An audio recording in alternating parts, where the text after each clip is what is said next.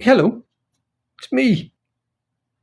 Well, here we sit, waiting for the jury to decide P. Diddy's fate, and ABC Eyewitness News has something to say on the matter.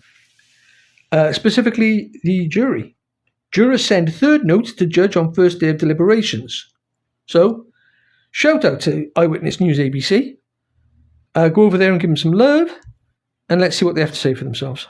Now to the first day of deliberations in the sex trafficking trial of Sean Diddy Combs. Minutes ago, jurors sent their third note of the day to the judge. And right now, we're all just waiting and watching to see exactly what that note says. We know, meanwhile, this unfolded in the courtroom today. It's a sketch of Mr. Combs holding up a note to one of his attorneys, but it was a note number 2 from the jury that is causing quite a stir today. Jurors raising questions about one of their own.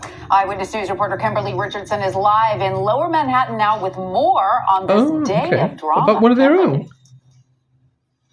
Well, you guys mentioned Some that friction there? It came in roughly hour 5 of deliberations. Everybody's in the courtroom right now, and as soon as we learn more, we will bring it to you. But this morning, after the jury cleared the courtroom, Sean Combs and his family gathered in prayer, holding hands for a few minutes. At the end, they applauded and spoke for some time. Now, it's a waiting game. Monday afternoon, the matriarch of the Combs family, Janice Combs, left federal court in Lower Manhattan during a lunch break. Her son Sean's fate now in the hands of a jury. Day 1 of deliberations began at about 11. Now, here's a thought. Now, I don't know much about the Combs family. Just the stuff that's out there, generally. Behind every great man, it's said, is a greater woman. Now, I've been calling Sean Diddy Combs a potential dark government asset since the outset. What if he's not? What if it's his mum? In Ma Baker fashion. What if she's controlling everything? Interesting thought there, isn't it?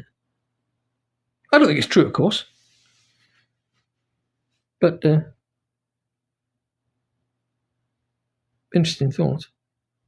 7:30 a.m., the judge reminded jurors they are the, quote, sole and exclusive judges of the facts. Once behind closed doors, the jury of 8 men and 4 women picked a 4-person who, roughly 70 minutes in, sent a note to the judge reading, quote, "We are concerned Juror 25 cannot follow your honor's instructions," suggesting the judge speak with that juror. That person is a 51-year-old man, a scientist, who originally said he was familiar with the allegations. In the end, the judge said the issue was not of concern and directed the jury to continue deliberating. Oh, well, fair enough then. Considered one of the most successful producers and entrepreneurs in the hip-hop industry, prosecutors paint a much different picture of the 55-year-old. They say for 2 decades, Combs headed up a criminal organization prosecutors call, quote, Combs Enterprise. So, I can't get past this thing that there's... Because for me, he was so bad for so long, at such a high level, and kept getting away with it, that it's just quite natural for me to think that he's protected. And how many different ways are you protected when you're a criminal? Well, usually because you're a double agent or you're a straight up asset.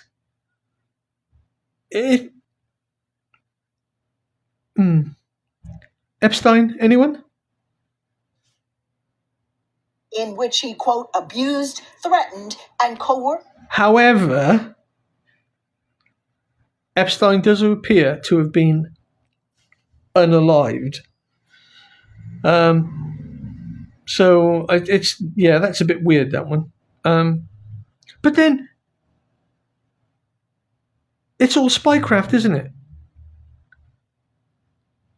You get your patsy, you make it look like the patsy's done the crime, or you get the patsy to do the crime for you, the thing that you want done, the dark deed. and then you remove the patsy. Then no one's any the wiser. There appears to be a lot of it going on, actually. Forced women into having sex Allegedly. with paid male escorts. Two main prosecution witnesses, Combs' ex-girlfriends Cassie Ventura, seen here with him in 2016, and a woman who testified under the name Jane. The government says those in Combs' innermost circle, so-called, quote, loyal lieutenants and foot soldiers, catered to his every whim. Throughout the 7 weeks of testimony, jurors heard about and watched videos of so-called freak-offs or hotel nights.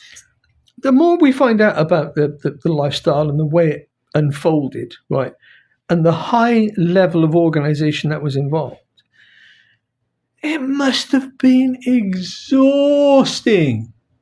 to have been P. Diddy, let alone any of the people running around after him. How can that kind of lifestyle be appealing?